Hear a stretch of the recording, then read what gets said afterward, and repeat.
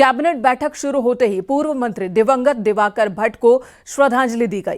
Cabinet ने अभियोजन विभाग के नए ढांचे को मंजूरी दी है और इसी के साथ श्रम विभाग में कार्यरत महिलाओं को रात्रि पाली में काम करने की मंजूरी भी दी गई।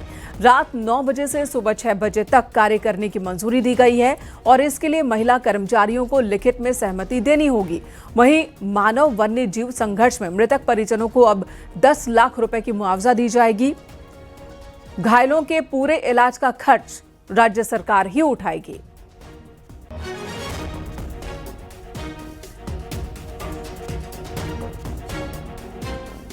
उसमें मुख्य रूप से जो मानव वन्यजीव संघर्ष में जो मुआवजा राशि थी उसको पहले 6 लाख रुपए मिलती थी, उसको बढ़ा करके 10 लाख रुपए किया गया है।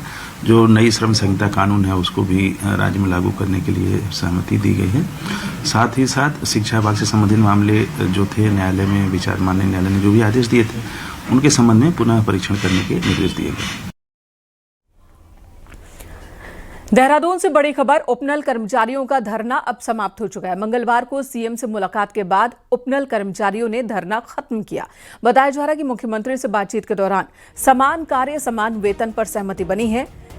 12 साल या उससे ज्यादा की सेवा देने वाले कर्मचारियों को इसका फायदा मिलेगा। जो कर्मचारी जिस विभाग में तैनात हैं उसी विभाग से उन्हें वेतन मिलेगा।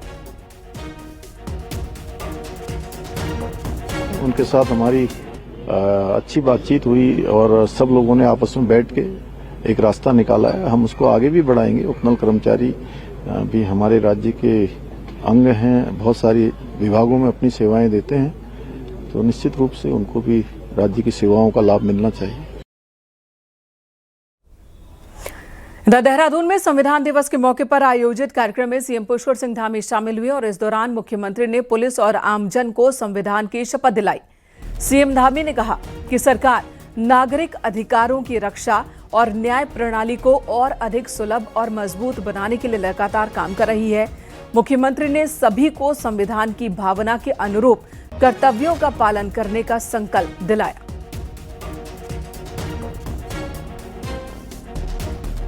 उत्तराखंड राज्य में भी हमने अनेक कानून यहाँ पर बनाए हैं, चाहे वो समान नागरिक संहिता का कानून हो, नकल का कानून हो, धर्मांतरण रोकने का कानून हो, दंगा रोकने का कानून हो, या अभी शिक्षा में लाया गया संशोधन जिसमें मदरसा बोर्ड समाप्त करना हो, या राज्य की डेमोग्राफी सांस्कृतिक मूल्यों को फिर से स्थापित करना हो, उसकी जो राज्य के अस्तित्व के साथ छेड़छाड़ हो रही थी उस पर पूरी तरह से रोक लगाना हो। हम राज्य के अंदर भी प्रधानमंत्री जी की प्रेरणा से इन सब कामों को आगे बढ़ा रहे हैं। इसके पीछे उद्देश्य है हमारा कि समाज के अंतिम छोर में पहुंचे हुए व्यक्ति तक न्याय पहुंचे, लोगों की जो आशा है वो बनी रहे, उनके अंदर उम्मीद बनी रहे, न्याय के प्रति विश्वास बना रहे। उसके लिए हमारी सरकार पूरी तरह से संकल्पित होकर कार्य कर रही है। आज संविधान दिवस है और आज उत्तराखंड ने एक रिकॉर्ड बनाया है। 22,559 स्कूल में एक साथ वंदे मातरम गायन का आयोजन किया गया। सरकारी और प्राइवेट सभी स्कूलों में 21,31,000 बच्चों ने सुबह 9:30 बजे एक साथ वंदे मातरम गाया। बच्चों को वंदे मातरम का महत्व भी बताया गया। भी आपने देखा होगा कि हमारे सरदार वल्लभ भाई पटेल जी की भी 150वीं जयंती हम लोगों ने मनाई है। इसी को लेकर वो हमारे बच्चों को, हमारे आज के जो भविष्य हैं देश का, उनको बताना चाहते हैं कि हमारा देश किस तरीके से आज़ाद हुआ और इसको हमने आगे तक कैसे सेफ रखना है। इसी के निमित्त आज पूरे प्रदेश में हमारे वंदे मातरम का गान हो रहा है। 150वीं जयंती हम मना रहे हैं और आज हमारा संविधान दिवस भी है। इसके बारे में भी हम सबको पता होना चाहिए। इधर शिक्षा विभाग ने आज प्रदेश के सभी स्कूलों में वंदे मातरम गीत का आयोजन किया था और इसी कड़ी में ऋषिकेश में भरत मंदिर इंटर कॉलेज की 1000 से ज्यादा छात्र छात्राओं ने राष्ट्रगीत गाया, संविधान दिवस मनाया।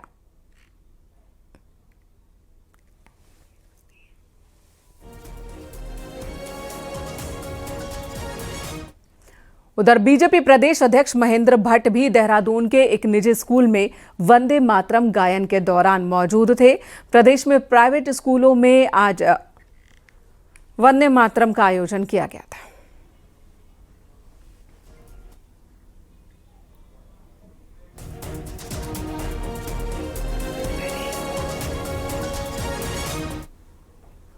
उधर देहरादून के एक स्कूल में वंदे मातरम का गायन एक बार नहीं बल्कि 2 बार हुआ। मामला राजपुर रोड के जीजीआईसी का है, जहां कार्यक्रम के दौरान बीजेपी की महामंत्री दीप्ति रावत को आना था, लेकिन तय वक्त पर वो पहुंच नहीं पाई।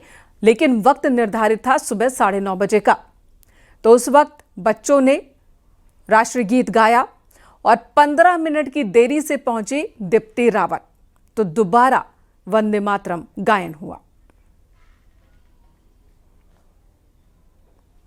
और अब बड़ी खबर रुड़की से, जहां पर पिरान कलियर इलाके में अवैध मजार पर बुलडोजर चला है। सरकारी जमीन पर मजार बनाई गई थी, जिसे प्रशासन ने बुलडोज किया है।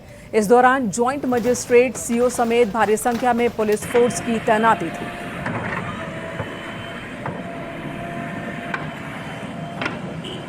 ये हमने सीलिंग का भूमि था, वो सरकार ने अभी स्वास्थ्य विभाग को आवंटित वाला भूमि में मजार का निर्माण हो चुका था। उसमें हमने पेपर के तौर पे उनको पूरा टाइम देते हुए कोर्ट का गाइडलाइंस के अनुसार अपने आप हटाने के लिए भी नोटिस पीरियड ख़त्म होने के बाद आज डेट तय करके पुलिस और प्रशासन ने उसको हटाते हुए और मार्किंग करके स्वास्थ्य विभाग को भी आवंटित करने का कार्रवाई की। बात कर लेते हैं चारधाम यात्रा की। यात्रा अब समाप्त हो चुकी है। इस साल यात्रा में रिकॉर्ड बना है। इस साल की बात की जाए, 30 अप्रैल को यात्रा की शुरुआत हुई थी और तब से लेकर यात्रा समाप्त होने तक 51 लाख से ज्यादा श्रद्धालुओं ने दर्शन किए चारधामों के। 2024 के मुकाबले इस बार 4,35,000 से ज्यादा श्रद्धालु पहुंचे। केदारनाथ की बात की जाए तो 17,68,795 श्रद्धालुओं ने बाबा केदार के दर्शन किए हैं, जबकि बद्रीनाथ धाम पहुंचे हैं 16,60,000 श्रद्धालु।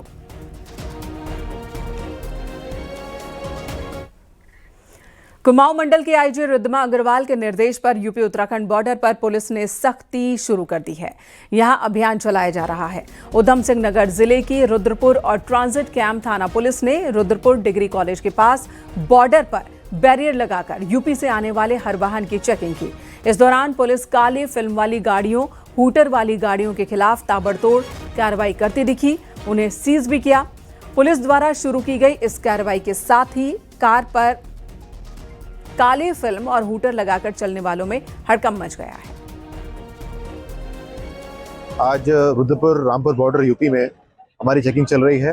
रामपुर बॉर्डर से आने वाले जो वाहन हैं जो रुद्रपुर एंट्री कर रहे हैं और रुद्रपुर से जाने वाले वाहन दोनों को चेक किया जा रहा है। समय समय पर यह अभियान चलाया जा रहा है और अच्छी चेकिंग की जा रही है। उसमें बीडीएस, सीपीयू और ट्रैफिक की टीम्स लगी हुई हैं। यहाँ पर संदिग्ध व्यक्ति, संदिग्ध वस्तु, संदिग्ध वाहन की चेकिंग की जा रही है और कोई ऐसे वाहन या वस्तु जो संदिग्ध है उनको चेक किया जा रहा है और उनका चालान किया जा रहा है। देहरादून में बार एसोसिएशन की हड़ताल लगातार 17वें दिन भी जारी है। बुधवार को वकीलों ने प्रिंस चौक से कोर्ट परिसर तक पैदल मार्च निकाला। दरअसल वकील चैम्बर देने की मांग कर रहे हैं। वकीलों का कहना है कि जिस जमीन पर वकीलों के चैम्बर थे उसे सरकार ने अस्पताल बनाने के लिए दे दिया। वकीलों का यह भी कहना है कि सरकार उन्हें वहां से विस्थापित कर रही है, तो विस्थापन नीति के तहत उनके लिए नए चैम्बर बनवा कर दिया जाना चाहिए। वकीलों ने चेतावनी दी है कि अगर उनकी समस्या का समाधान नहीं होता है तो वो उग्र आंदोलन करेंगे। व्यवस्था पूरी है सरकार के पास, सब रिसोर्सेज हैं, सब कुछ है, लेकिन स्टिल अगर हम लोगों को देने में आनाकानी या लापरवाही है, विस्थापित की नीति नहीं है। अभी तक नया परिसर बन गया है जजेस के लिए, लेकिन हमारे लिए कोई व्यवस्था नहीं है। बहुत ही अत्यंत दुर्भाग्यपूर्ण है कि सरकार ने सब लोगों को सोच लिया। जो वकील लोग हैं, जो हमारी वकील यूनियन है हमारी, उन लोगों को कोई ध्यान नहीं दिया गया। जबकि सारी जो कोर्ट चल रही, कचहरी चलेगी, देहरादून की राजधानी, उत्तराखंड की राजधानी हमारे देहरादून, उसके सारे वकील बेचारे सड़क पे बैठे हैं 16 दिन तक, 17 दिन हो गए और किसी ने कोई सूद नहीं ले रहे कि भाई इनकी समस्या का समाधान कर दो, इन्हें वो दे दो। किसी की जेब से थोड़ी जाना है। सरकार ने जहाँ इतनी घोषणाएं करती है, घोषणा कर दे कि भाई इनका चैम्बर बना दिया जाए। जो चैम्बर मिले हुए, सबको चैम्बर मिल नहीं सकते, जिनको मिले कुछ तो आदमी को राहत मिले।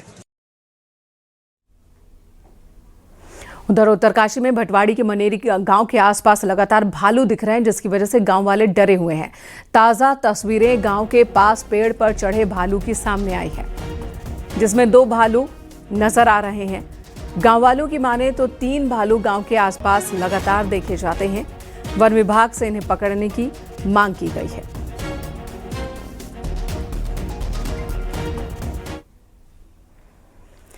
अल्मोड़ा खैरना हाईवे में क्वारब के पास हाईवे से लगातार मलबा गिरने से 200 मीटर सड़क टूट गई थी। लंबे वक्त बाद सड़क में सेफ्टी वॉल बनाई गई, लेकिन उसमें भी कई स्थानों पर दरार आ गई। केंद्रीय राज्य मंत्री समेत एनएच के अधिकारियों ने वॉल तोड़ने के आदेश दिए थे, लेकिन कई महीने बीत जाने के बाद भी खराब सेफ्टी वॉल को अभी तक नहीं तोड़ा गया। क्वारब की स्थिति का जायजा लिया हमारे सहयोगी किशन जोशी ने। आज आपको दिखाते हैं क्वारब में जो चल रहा निर्माण, उसका वही बवाल वाला स्थान जिसपे हल्ला मचा था कि भ्रष्टाचार के कारण दीवार पूरी तरह से धंस गई है और नदी में जा सकती है। लेकिन 3 महीने से अधिक समय बीतने के बाद न तो इन दीवारों को तोड़ा गया और न इस पर कोई चर्चा की गई कि किस तरह से आगे की प्लानिंग रहेगी, किस तरह से जो ये डैमेज हिस्सा है इसको किस तरह से हटाया जाएगा। आज भी जो है लगातार ये धीरे धीरे जो ये दोनों पिलरों के बीच की दूरी 1-1 मीटर तक हो गई है और ये खतरा बनते जा रहा है कि कहीं न कहीं आने वाले समय में जो ये निर्माण हो रहा है इसमें कहीं भ्रष्टाचार का कोई मामला तो नहीं है। किशन जोशी, न्यूज 18, अल्मोड़ा। उत्तराखंड में पर्यटन को बढ़ावा देने के लिए शुरू हुई रेंट अ मोटरसाइकिल स्कीम अब विवादों में है। नियमों की अनदेखी और बेजा इस्तेमाल के चलते परिवहन विभाग ने कई दुकानों पर ताले लगा दिए हैं।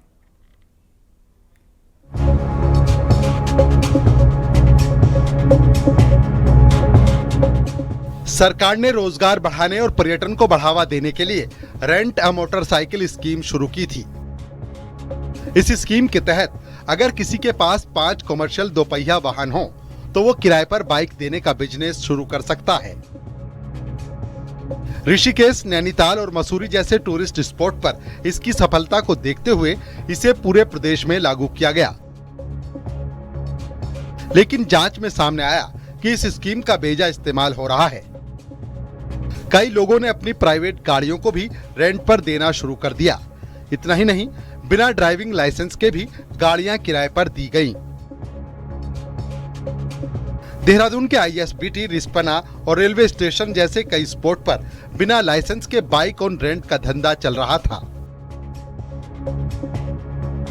कुछ लोगों ने क्या किया कि इसको बिजनेस को डाल लिया और वहाँ रजिस्ट्रेशन भी नहीं कराया गाड़ियों का, और दूसरे नंबर पे इसका टैक्स कॉमर्शियल मैंने गाड़ियाँ नहीं कराई हैं और बगैर लाइसेंस के दे रहे हैं, तो बाद में उन्हें दिक्कतें आ रही हैं। अभी छापामारी भी हुई है यहाँ पर, तो उसमें काफ़ी सेंटर बंद हुए ये। अधिकारियों का कहना है कि कई लोग फर्जी एड्रेस पर दुकान चला रहे थे। कुछ ने तो प्राइवेट गाड़ियों को कमर्शियल में बदलकर किराए पर देना शुरू कर दिया। ये लोग कमर्शियल बाइक के साथ साथ प्राइवेट बाइक का भी अपने यहाँ यूज कर लेते हैं और लोगों को किराए पर दे रहे हैं, जो मोटर व्हीकल एक्ट में अलाउड नहीं है। दूसरी बात है कि ऑफिस कहीं और दिखा रखा है, गाड़ियां पार्क कहीं और कर रखी हैं, काम कहीं और से कर रहे हैं।